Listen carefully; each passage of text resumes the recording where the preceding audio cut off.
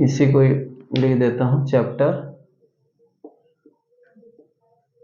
2, यहाँ पर एक लाइन जोड़ देता हूं तो बन जाएगा। पेज नंबर कितना है? Page number 133। 32 पढ़ा दिया ना, 133। नहीं, इसमें भी बचा हुआ है ना, सॉन्ग ऑफ माई सेल्फ। इसमें भी बचा हुआ है। रेंज इसको डाल दीजिए तो बचा हुआ है, तो 132 से लेकर 133 तक पढ़ना है आज, ठीक है? यही ना रेंज होता है जी प्रोबेबिलिटी चैप्टर में, स्टार्ट में पढ़ते हैं हम लोग। चैप्टर का क्या नाम है? सॉन्ग ऑफ माई सेल्फ, स्वयं का गीत। Song of my self, song of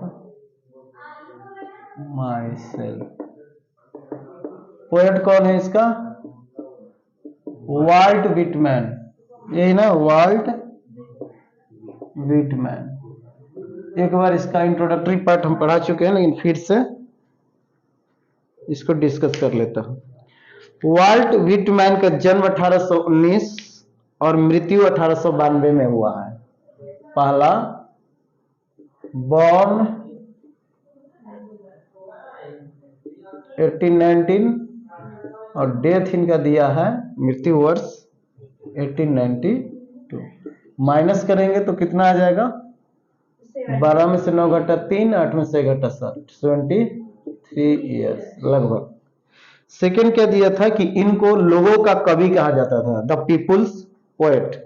यह जो व्यक्ति है इसका एक संज्ञा के नाम से वहां अमेरिका, चूंकि अमेरिका के हैं तो अमेरिकन पोएट है, इनको कौन सा पोएट बोला जाता था? The people's poet. कौन सा?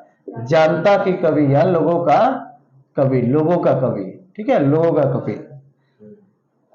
और इनका कविता में कंसेप्ट होता था, उसको बोलते हैं इंडिविजुअलिज्म। क्लियर है? या इंडिविजुअलिस्टिक लिटरेरी फिगर था। यह व्यक्तिगत साहित्य लेखक थे, व्यक्तिगत साहित्य लेखक। इंडिविजुअलिस्टिक मतलब व्यक्तिगत, लिटरेरी मतलब साहित्य, और फिगर मतलब पर्सन, आदमी, व्यक्ति। क्लियर है? फिगर मतलब व्यक्ति, पर्सन, आदमी। तो इनको क्या कहा गया है कि वह एक कैसा व्यक्ति थे? तो इंडिविजुअलिस्टिक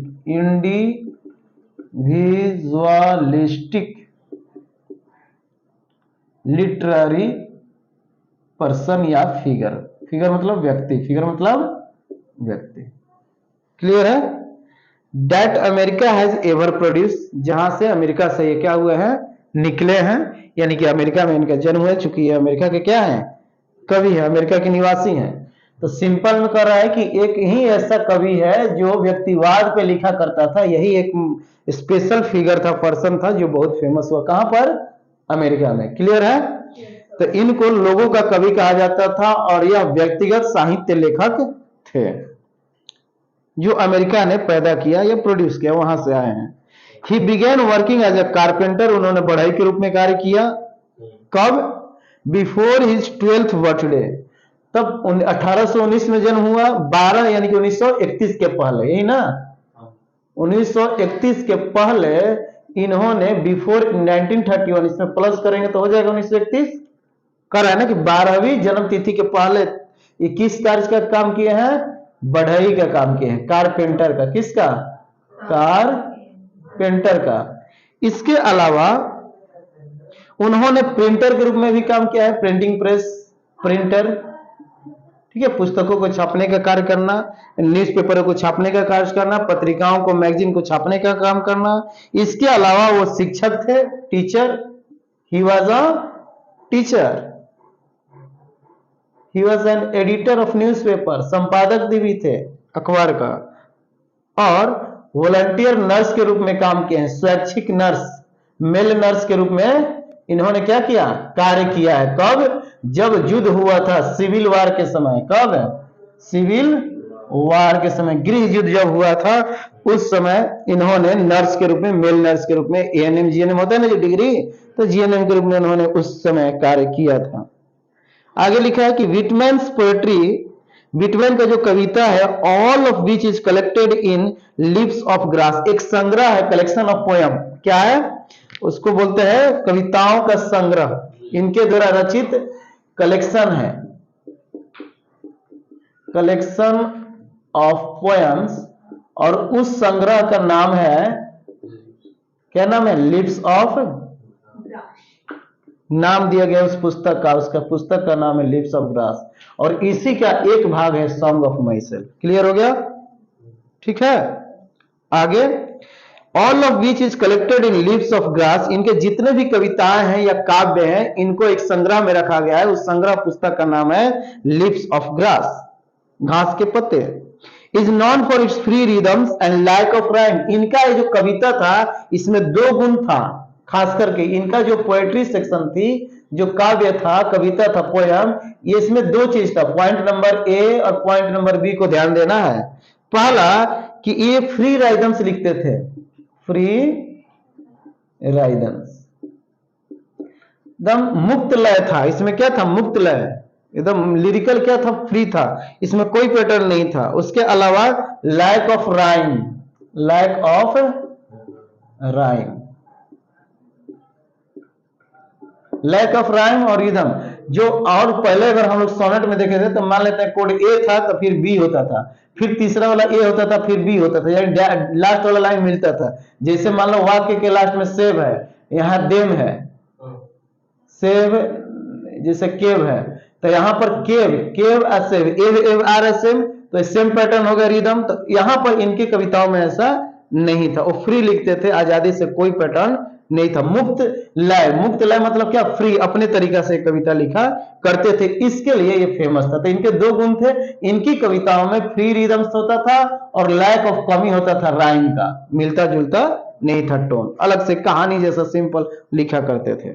आगे, Whitman first published it's at his own expense इन 1855, कर 1855 में पहली बार ने यह व्यक्ति विटमैन ने अपने खर्चा पर, इन हिज ओन एक्सपेंसेस, अपने खर्चा पर लिप्स ऑफ ग्रास को क्या किया था? प्रकाशित किया था, या अपनी कविता को प्रकाशित किया था। कब? 1855 में, 55 में, 1855। हाउएवर, किसी तरह the free form of the poems, और इस कविता का जो मुक्त रूप था, इनका कविता का जो फ्री रिदम्स होते थे ना, राइम्स होते थे, इसको जो रूप था, इनका कविता का जो मुक्त रूप था, एंड जॉयफुल डेडिकेशन, और आनंद पूर्वक समर्पित करना या उसको लिखना, to the importance of the individual were not well received at first, जब प्रकाशित हुआ 1855 में, तो उस समय अमेरिका में उतना इनका चला नहीं, कविता उतना चला नहीं, चूंकि ये फ्री फॉर्म्स था, लिखने का तरीका अलग था, और परंपराओं से जो कविताएं चलती आ रही है, सोनेट, बैलेड, विभिन्न प्रकार के, उसकी तरह कविता नहीं था, इसलिए अमेरिका में उतना ये फेमस नहीं हुआ, पॉपुलर नहीं हुआ। बल्कि इसके अलावा वास्तव में in fact his collection of poems cost Whitman his job, और इनका कलेक्शन का जो संग्रह था, उनको नौकरी भी इसके लिए जाना पड़ा। क्यों? क्योंकि आगे लिखा है कि his poem as it was taken to be obscene, क्योंकि उनके कविताओं में अश्लीलता रहती थी। क्या रहती थी? अश्लीलता रहती थी, इसलिए मे भी सरकार बैन कर दिया होगा, या लोग उसको पढ़ते नहीं होंगे, रीडर्स लोग पढ़ते नहीं होंगे, इसलिए वो अमेरिका में चला नहीं, और इसके चलते नौकरी से भी मालिक, बॉस उसको क्या कर दिया? बाहर फेंक दिया। He was fire from the job. क्या हो गया? फायर कर दिया। फायर करना मतलब क्या? नौकरी से बाहर निकाल देना, फ्रेज है, मुहावरा है।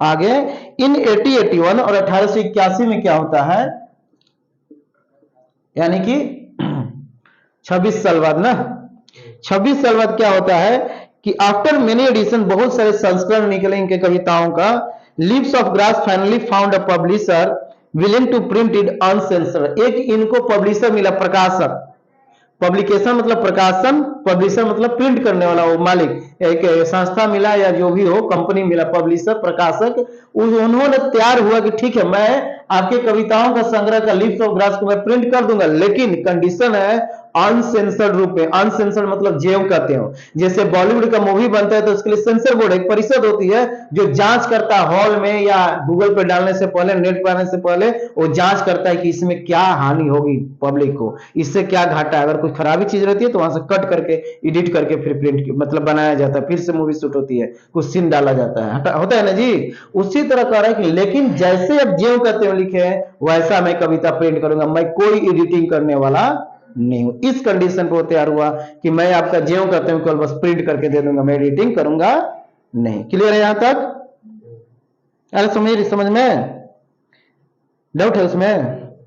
Translations of these collections were enthusiastically received in Europe, but Whitman remained relatively unappreciated in America.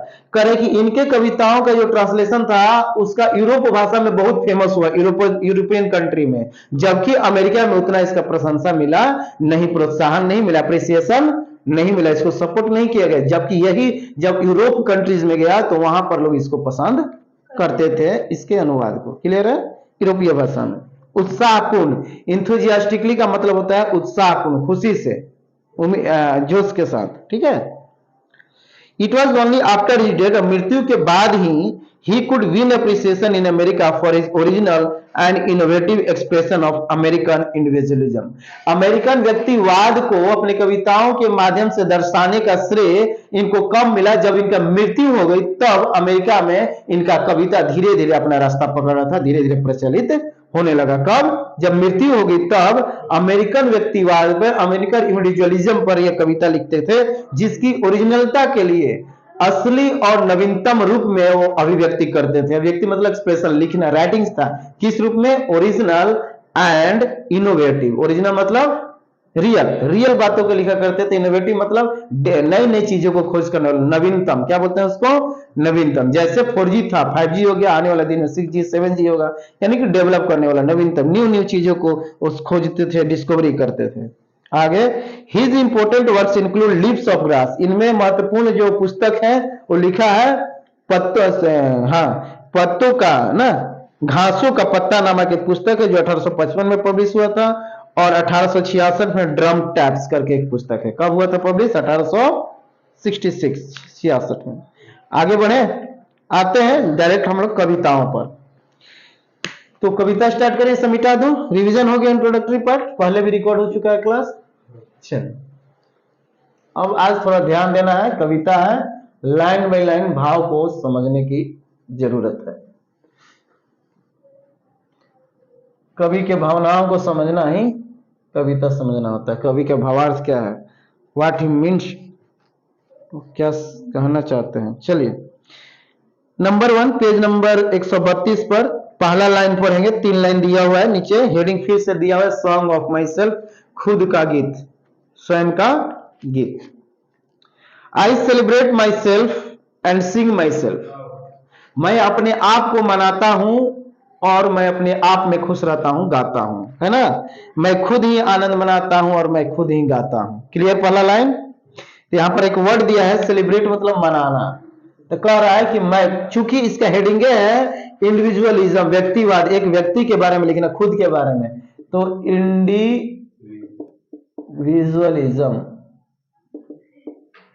Individualism लिखाता है डी, लेकिन जब पढ़ाता है इंडिविजुअलिज्म, व्यक्तिवाद। तो कह रहा है कि मैं अपने बारे में कह रहा है, मैं खुद, माई सेल्फ, अपने आप को सेलिब्रेट करता हूं।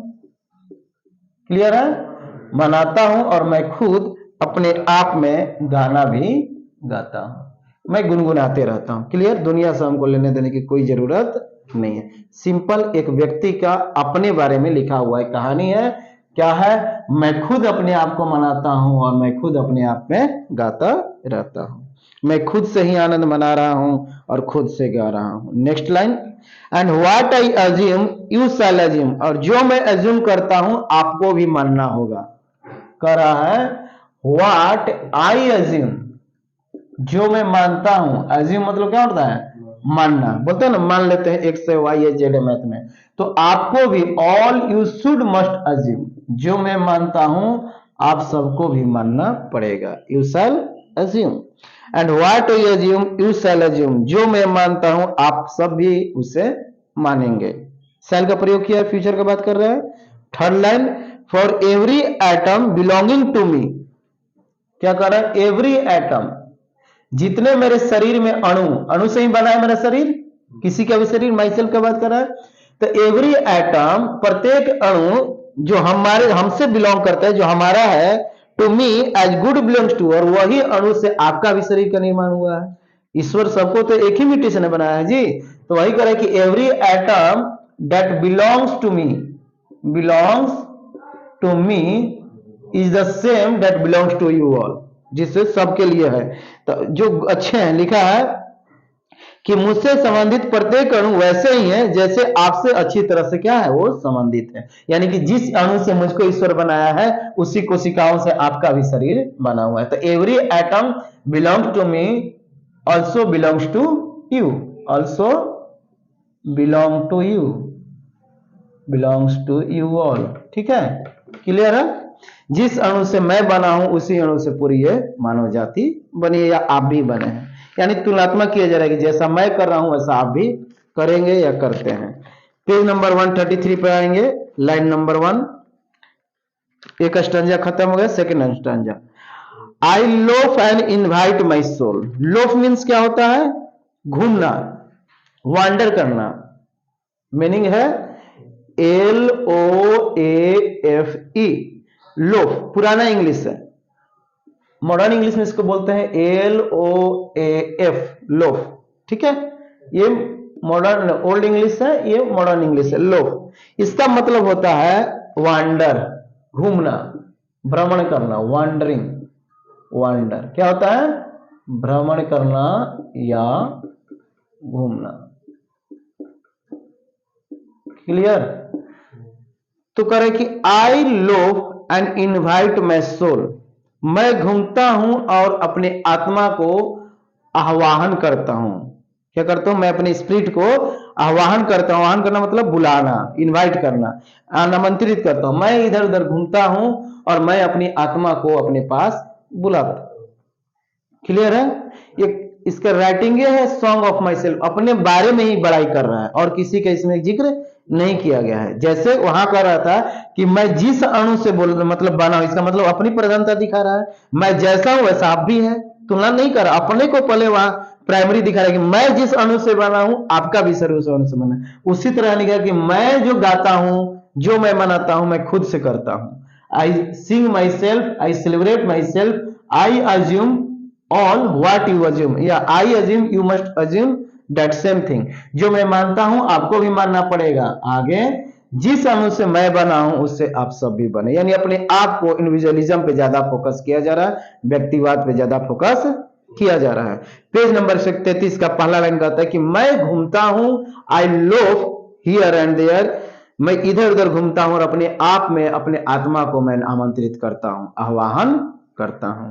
आई लीन and loaf at my ease observing a spear of summer grass। लीन का मतलब क्या होता है? आराम करना, लेट जाना। लीन मतलब टेकिंग रेस्ट, लीन मतलब टेकिंग रेस्ट, आराम करना, लेट जाना। मैं आराम करता हूं, एंड लोफ, मैं कभी कभी लेटता हूं और कभी कभी फिर मैं घूमने लगता हूं। लोफ लिखा है, loaf. I lean and loaf, मैं आराम करता हूं और घूमता हूं। एट माई ईज, जैसे मुझको आसान पड़े।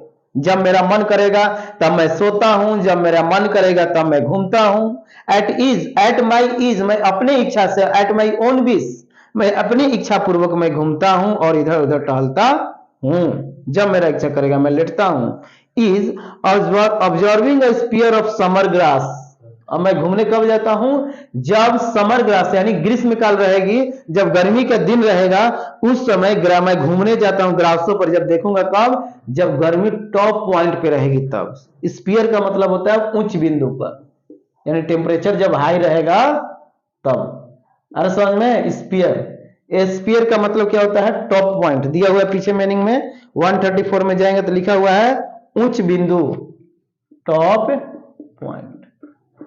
यानी कि जब गर्मी के दिन में हीट ज्यादा रहता है, या ग्रास के ऊपर मैं कब घूमने जाता हूं, टहलने में कब निकलता हूं? करे कि मैं आराम करता हूं और मैं अपने इच्छा अनुसार, मैं अपने सुविधा अनुसार मैं घासों पर भी टहलने चला जाता हूं। लेकिन कब? जब गर्मी एकदम हाईएस्ट पीक पे रहती है तब। स्पीयर मतलब क्या हो गया? अ highest point of summer grass. गर्मी का दिन में जब घास पर मैं टहलने जाता हूं कब? जब हाईएस्ट पीक रहता है तब। वही लिखा है, मैं पढ़ देता हूं हिंदी, सुन लीजिए। मैं घूमता हूं और अपनी आत्मा का आवाहन करता हूं, मैं आराम करता हूं और मैं मस्ती में घूमने के क्रम में घास के फलक का क्या करने जाता हूं? अवलोकन करने जाता हूं। ऑब्जर्व करना मतलब क्या करना? अवलोकन करना। मैं घासों को टहलने जाता हूं या देखने जाता हूं। यहां तक क्लियर? दो लाइन में कोई डाउट संगीता आपको? चलिए थर्ड में आएंगे। माई टंग, मेरा जीव, मेरे जिह्वा, विज्ञान में बोलते हैं जिह्वा, बायोलॉजी में जीव। My tongue every at of my blood, मेरी जीव और मेरे खून का हर एक अणु, मेरे ब्लड में जो एक एक एटम है, मॉलिक्यूल्स हैं, है ना जी, सेल्स में रहते हैं ना, उसके अंदर केमिस्ट्री में पढ़े होंगे हम लोग। तो मेरे जीव और मेरे रक्त का हर एक अणु form from this soil this air, यानी कह रहा है कि अपने बारे में बड़ाई करें, चूंकि इसका हेडिंग है इंडिविजुअलिज्म मतलब व्यक्तिवाद, अपने ही बारे में बड़ा करना। सुन लीजिए, कह रहा है मेरा ब्लड, मेरा रक्त और मेरे रक्त के हर एक अणु, एवरी एटम, और मेरा टंग, माई टंग, मेरा जिह्वा, मेरी जिह्वा, मेरी रक्त और मेरे रक्त के हर एक अणु, या मेरा जो शरीर है पूरा, मान लेते हैं इसका, मेरा पूरा जो शरीर है वो इसी मिट्टी से बनी है। अमेरिका में इसका जन्म हुआ है ना, तो कह रहा है कि जहां मैं जन्म हुआ मिट्टी से, इसी मिट्टी से और इसी हवा से मेरा शरीर का क्या हुआ है, निर्माण हुआ है, अंगों का। क्लियर, कंसेप्ट क्लियर होनी चाहिए। My tongue every at of my blood, मेरे रक्त के हर एक छोटे छोटे नग्न अणु भी, जिसको हम अपनी आंखों से नहीं सकते, form from the soil this air, इस हवा और इस मिट्टी से ही इसका निर्माण हुआ है।